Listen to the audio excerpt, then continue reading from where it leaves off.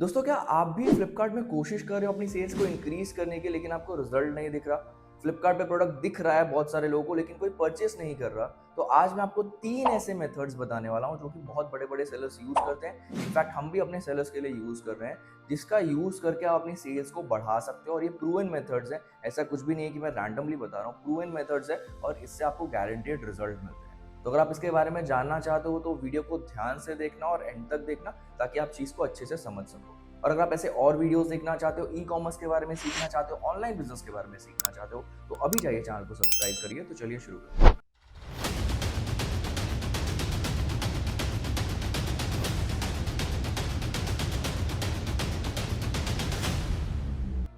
दोस्तों, Flipkart India का सबसे बड़ा ई कॉमर्स पोर्टल है। चाहे आप रेवेन्यू की बात कर लो, चाहे आप ऑर्डर काउंट की बात कर लो, फ्लिपकार्ट पे सबसे ज़्यादा ऑर्डर्स आते हैं।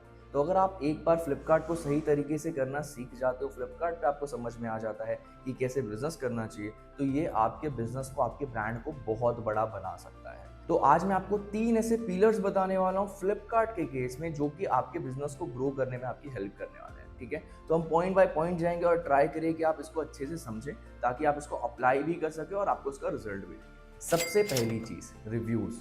दोस्तों, अगर आप फ्लिपकार्ट पे आज के टाइम पे 2025 में सेल करो, चाहे आप किसी भी मार्केट प्लेस पे सेल करो, बट क्योंकि आज हम फ्लिपकार्ट की बात कर रहे हैं, तो अगर आप फ्लिपकार्ट पे सेल कर रहे हो तो ये आपको समझना जरूरी है कि खाली प्रोडक्ट लिस्ट करने से आपका काम नहीं होने वाला है, खाली एड्स चलाने से आपका काम नहीं होने वाला है।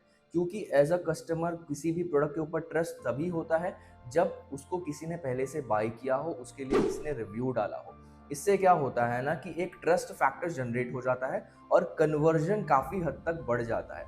अब इसमें गलती क्या होती है, बहुत सारे लोग रिव्यूज़ डलवाते हैं, बट गलती क्या हो जाती है कि यहाँ पे लोग अगर ऑर्डर भी प्लेस करते हैं तो खाली 5 स्टार रिव्यू डाल के छोड़ देते हैं। बट ऐसा नहीं करना है आपको। अगर आप ये चीज़ कर रहे हो तो आप अपना टाइम भी वेस्ट कर रहे हो, अपने पैसे भी वेस्ट कर रहे हो। आपको क्या करना है, आपको 2 तरीके हैं रिव्यूज़ लाने के। सबसे पहले तो पहली चीज़ आपको क्या करनी है कि हर ऑर्डर के साथ एक थैंक यू कार्ड या फीडबैक कार्ड डालिए, जहाँ पे आपको किसी भी कैशबैक या फिर रिफंड के बारे में नहीं लिखना है। आपको सिंपली लिखना है कि अगर आपको प्रोडक्ट अच्छा लगा है तो प्लीज़ हमें फीडबैक दीजिए, इससे हम इम्प्रूव करने का ट्राई करते हैं। सिंपल सा थैंक यू कार्ड आपको बहुत सारा फॉर्मेट कैनवा पे भी मिल जाएगा, वहाँ से जाके आप थैंक यू कार्ड बनाइए। हर ऑर्डर के साथ एक थैंक यू कार्ड डालिए, फीडबैक कार्ड डालिए। इससे काफ़ी हद तक रिव्यूज़ आने के चांसेस जो है बढ़ जाते हैं। क्योंकि जो नेगेटिव लोग हैं वो तुरंत रिव्यू डालते हैं, पॉजिटिव वाले भूल जाते हैं, क्योंकि वो प्रोडक्ट अच्छा लगता है फिर उस चीज़ को ध्यान नहीं देते। तो इसके लिए पॉजिटिव वालों के लिए कार्ड डालना बहुत ज़्यादा ज़रूरी है। दूसरा वे रिव्यूज़ का ये है कि सीधी सी बात, अगर आप जब लिस्टिंग करोगे तो तुरंत ऑर्डर्स आएंगे नहीं, तो रिव्यूज़ कैसे आएंगे? तो इस केस में आपको क्या करना है कि कुछ ऑर्डर्स आपको खुद के फ्रेंड्स से या फिर रिलेटिव से प्लेस करवाने हैं। और आपको ये चीज़ ध्यान में रखनी है कि हर डिवाइस अलग होना चाहिए। आप अपने ही फ़ोन से सबका ऑर्डर मत प्लेस करिए, उसका कोई सेंस नहीं बनेगा। हर डिवाइस का आईपी एड्रेस, हर डिवाइस अलग होना चाहिए, जिससे कि वो रिव्यूज़ विजिबल भी हो।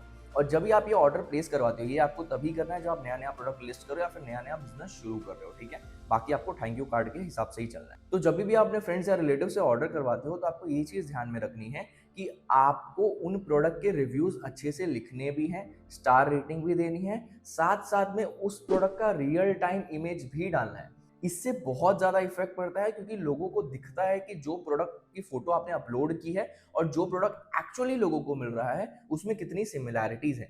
तो इससे बहुत ज़्यादा चांसेस बढ़ जाते हैं कि कस्टमर उस प्रोडक्ट को परचेज़ करेगा। तो ये चीज़ें आपको ध्यान में रखनी है। रिव्यूज़ डलवाने का मतलब ये नहीं कि खाली स्टार रेटिंग, रिव्यूज़ डलवाने का मतलब है कि स्टार रेटिंग के साथ-साथ उसमें कमेंट भी होना चाहिए, साथ-साथ में उसमें आपके प्रोडक्ट के रियल टाइम इमेजेस भी होनी चाहिए। ये बहुत ज़्यादा इम्पैक्ट कर सकते हैं। तो सबसे पहली चीज़ तो है कि आपको रिव्यूज़ के ऊपर काम करना बहुत ज़्यादा ज़रूरी है। दूसरी चीज़, फ्लिपकार्ट प्रमोशन। मैं आई थिंक इस चीज़ के बारे में बहुत बार बता चुका हूँ कि फ्लिपकार्ट प्रमोशन आपको स्ट्रैटेजिकली यूज़ करना है। लोगों को नहीं समझ में आता प्रमोशन कैसे अप्लाई करना चाहिए। मैंने उसके लिए डेडिकेटेड वीडियो भी बना के रखी हुई है कि कैसे आपको प्रमोशन अप्लाई करना है, किन-किन प्रोडक्ट्स के ऊपर आप प्रमोशन अप्लाई कर सकते हो, क्या-क्या चीज़ें आपको चेक करनी है, ये जानना आपके लिए बहुत ज़रूरी है। देखो, 2 टाइप की चीज़ें होती है। एक होता है कि आप पेड एडवर्टाइजिंग करोगे, उससे आपके ऑर्डर्स आएँगे। वो तब आएँगे जब आपके पहले से ऑर्गेनिक विजिबिलिटी या फिर आपने प्रोडक्ट को सही तरीके से लिस्ट करके रखा होगा, रिव्यूज़ करके रखे होंगे और आपने उसको सही प्रमोशंस में डाला होगा। तभी आपको पेड एडवर्टाइजिंग में भी रिजल्ट देखने को मिलेगा। बहुत सारे लोग गलती ये करते हैं कि उन्होंने प्रोडक्ट लिस्ट कर दिया, अब उनको ये लगता है कि मैं एड्स चला दूंगा तो मेरे ऑर्डर्स अपने आप शुरू हो जाएंगे। ऐसा बिल्कुल भी नहीं होने वाला है, उसमें आपके खाली पैसे वेस्ट होने वाले हैं। तो उसमें आपको ध्यान में रखना है कि 3 चीजें आपको करना पहले जरूरी है। पहले तो लिस्टिंग बहुत अच्छे से करनी चाहिए, मैंने उसके लिए भी वीडियो डाली और मैं एक और वीडियो डालने वाला हूँ लिस्टिंग के ऊपर फ्लिपकार्ट के लिए।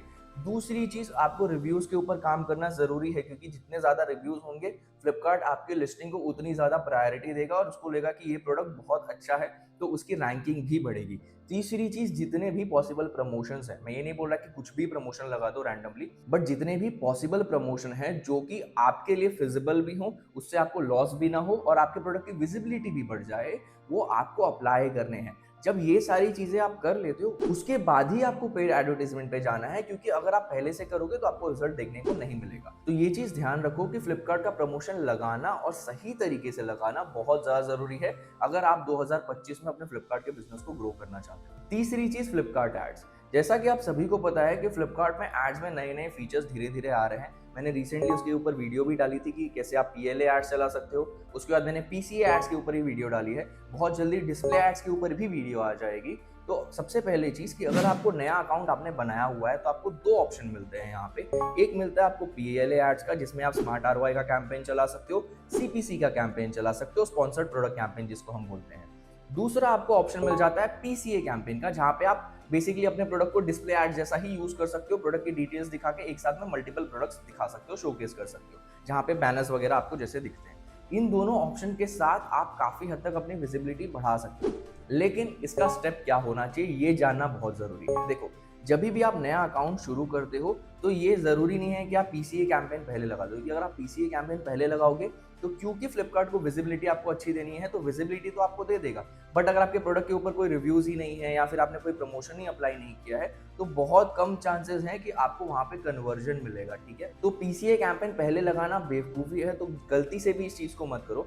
स्टेप आपको क्या फॉलो करना है, सबसे पहले आपको एक स्मार्ट ROI कैंपेन लगाना है। उसके लिए क्या करना है कि आपको जितने भी आपके प्रोडक्ट्स हैं, 15, 20, 25, 50 जितने भी प्रोडक्ट्स हैं, उसके ऊपर 2 कैंपेन आपको चलाने हैं। पहले तो स्मार्ट ROI कैंपेन 2 बार चलाना है, 1000 का 2 बार बजट डालना है, पूरा वो बजट स्पेंड हो जाना चाहिए, तभी आपको कोई दूसरा स्टेप लेना है। इन केस बहुत सारे लोगों के साथ ऐसा भी होता है कि उन्होंने स्मार्ट ROI कैंपेन लगा तो दिया बट बजट स्पेंड नहीं हो रहा है, तो आपको सिंपली क्या करना है, सेम एड को क्लोन करना है। क्लोन करके आपको सेम एड के ऊपर CPC कैंपेन चला देना है। ठीक है, एक आपने स्मार्ट ROI चलाया, फिर आपने CPC कैंपेन चला दिया। अब जब ये दोनों कंबाइन होते हैं तो CPC से आपको विजिबिलिटी मिलती है और स्मार्ट ROI से आपको कन्वर्जन मिलता है। तो इन दोनों एड्स के कॉम्बिनेशन को आपको यूज करना है। PCA कैंपेन आपको कब चलाना है और किन प्रोडक्ट्स के ऊपर चलाना है, ये बहुत ज्यादा इंपॉर्टेंट है, क्योंकि लोगों को समझ में नहीं आता, उनको लगता है नया ऑप्शन है तो हमें चला देना चाहिए, बट ऐसा नहीं करना है आपको। PCA कैंपेन के लिए मैंने डेडिकेटेड वीडियो बना के रखी है, इसमें मैंने बताया कि आपको कौन सा वाला PCA में से यूज करना है, और उसके बाद ये भी इंपॉर्टेंट है कि आप किन प्रोडक्ट्स के ऊपर चला रहे हो। ठीक है, तो हमेशा ध्यान रखो, ट्राई करो कि सिमिलर कैटेगरीज हो तो ज्यादा कन्वर्ट होने के चांसेस हैं, क्योंकि देखो PCA कैंपेन उन लोगों को ही दिखेगा जो उस कैटेगरी में सर्च कर रहे हो। तो सपोज करो आपने एक कैटेगरी दूसरी डाली है, दूसरी कोई और कैटेगरी है, तो वहां पे लोग कंफ्यूज होंगे और कन्वर्जन नहीं मिलेगा। तो इसके लिए कैटेगरी वाइज कैंपेन बनाओ। दूसरी चीज आपको ये ध्यान में रखनी है कि जिन प्रोडक्ट के ऊपर रिव्यूज हो, जिन प्रोडक्ट के ऊपर अच्छी रेटिंग हो, उनको ही प्रमोट करो इन सब चीजों में, क्योंकि कैसा होता है ना, वो एज अ डिस्प्ले एड्स है, तो वो पहली नजर में किसी को दिख गया तो दिख गया, वरना कोई इग्नोर कर देगा। ठीक है, क्योंकि वो स्क्रॉल करते हैं लोग आजकल बहुत ज्यादा। तो इसके लिए आप ट्राई करो जिसमें रिव्यूज हो उनको ही डालो और सेम कैटेगरी के प्रोडक्ट को ही प्रमोट करो, आपको ज्यादा खिचड़ी नहीं बनानी है उसमें। ठीक है, तो ये 2 चीजें आपको ध्यान में रखनी है। तीसरी चीज ये है कि आप 300 रुपीज से भी PCA कैंपेन शुरू कर सकते हो। बहुत सारे लोग जो 1000 रुपए से शुरू करते हो बाद में उनको लॉस होता है, तो इससे बेटर ये है कि आप 300 रुपए डेली के बजट से शुरू करो, उसका रिजल्ट एनालाइज करो, और कभी भी आपको रिजल्ट एनालाइज PCA कैंपेन का ROI से नहीं करना है। PCA कैंपेन का रिजल्ट आपको एक्चुअल सेल्स में दिखेगा। ठीक है, ये काइंड ऑफ डिस्प्ले एड्स है, तो यहाँ पे ट्रैक कर पाना बहुत ज्यादा डिफिकल्ट हो जाता है। फ्लिपकार्ट के लिए भी सेम चीज Amazon में भी होती है कि डिस्प्ले एड्स प्रॉपर्ली ट्रैक नहीं हो पाता उनसे भी।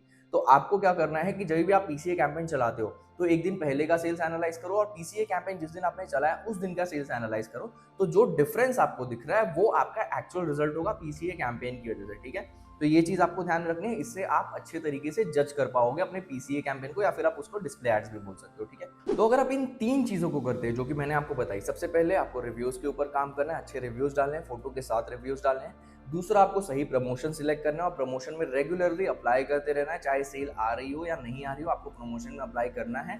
तीसरी चीज, आपको एड्स चलाने हैं, और जिन स्टेप्स को मैंने फॉलो करने के लिए बोला है उसके हिसाब से ही एड्स चलाने हैं, रैंडमली एड्स नहीं चलाने हैं। अगर आप इन 3 चीज़ों को कर लेते हो सही तरीके से, तो लॉन्ग टर्म में आपको बहुत ज़्यादा ग्रोथ देखने को मिलेगा। शॉर्ट टर्म में भी ग्रोथ मिलेगा, लेकिन आप एक ब्रांड बिल्ड करने की तरफ जाओगे और आपको बस ये सेम चीज़ रिपीट करती रहनी है नए प्रोडक्ट्स के साथ भी। तो आपका जो स्केलेबिलिटी है वो बहुत अच्छे लेवल पे जाएगा और आप अपने ब्रांड को एक बड़ा ब्रांड बना पाओगे। बड़े-बड़े ब्रांड्स इन्हीं स्ट्रैटेजीज को यूज़ करते हैं और कंसिस्टेंटली करते हैं, जिनकी वजह से उनको रिजल्ट देखने को मिलता है। तो अगर आप अपनी सेल्स को इंक्रीज करना चाहते हो तो अभी जाइए, इन चीज़ों को इंप्लीमेंट करिए और अपने फ्लिपकार्ट की सेल्स को ग्रो करिए। और अगर आप ऐसे और वीडियोस देखना चाहते हो ई कॉमर्स से रिलेटेड, ऑनलाइन बिजनेस से रिलेटेड, तो अभी जाइए चैनल को सब्सक्राइब करिए। आप चैनल को सब्सक्राइब करते हैं तो मुझे भी मोटिवेशन मिलता है ऐसे वीडियोस डालने के लिए। तो अभी जाइए चैनल को सब्सक्राइब करिए। दोस्तों, इस वीडियो के लिए इतना ही, फिर मिलते हैं एक नई वीडियो।